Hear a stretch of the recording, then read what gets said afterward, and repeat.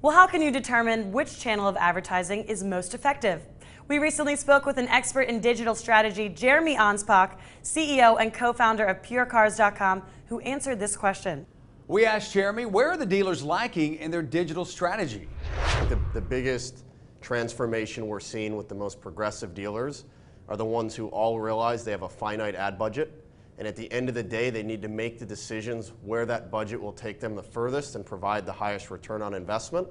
And with digital advertising, what's great is you can actually funnel out that researcher from the buyer pack and invest your capital going after the buyers on the vehicles that actually need a boost, and by doing so drive a lot more showroom opportunities and hence sell more cars. Okay, you talked about investing. Where should dealers invest that capital, that money, to online strategy, digital strategy, compared to broadcast and print advertising?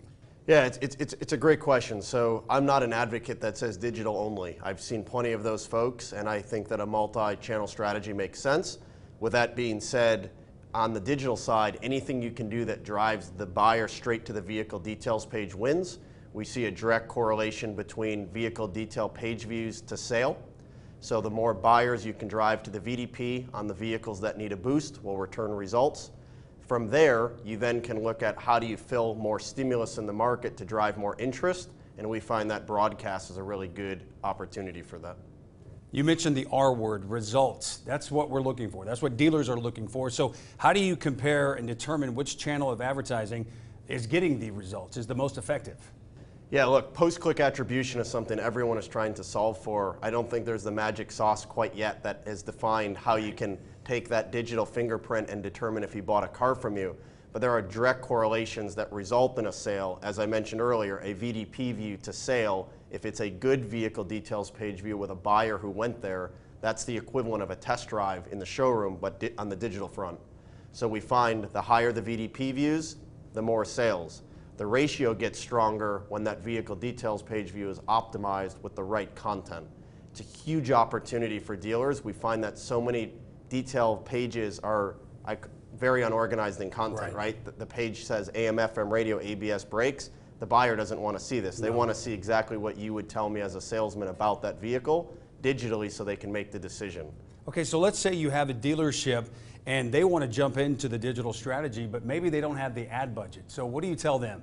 So we've never been in front of a dealership with our products where we ask for more money. It's a budget shift. We think about the funnel as traditional, direct mail, digital, and then a subset thereof. At the end of the day, you want to fill that funnel bottom up. If you fill it in the top, let's say you have that store who's heavy in traditional with very little digital, that traditional just stimulates the market to go learn more about the Honda Accord they're marketing or whichever vehicle that may be. And if they're then dark on the digital front, they just fueled their competitor's business. There you go. So bottom up is the approach that wins for all of our customers. And that's why he is the expert, and that's why he will be speaking again at the CBT Automotive Conference and Expo that's coming up in February. Again, Jeremy Anspach with PureCars.com. We Thanks for appreciate you joining having me. us. You got it, man. As always, great tips from Jeremy. He will be a speaker at the CBT Automotive Conference and Expo coming up in February.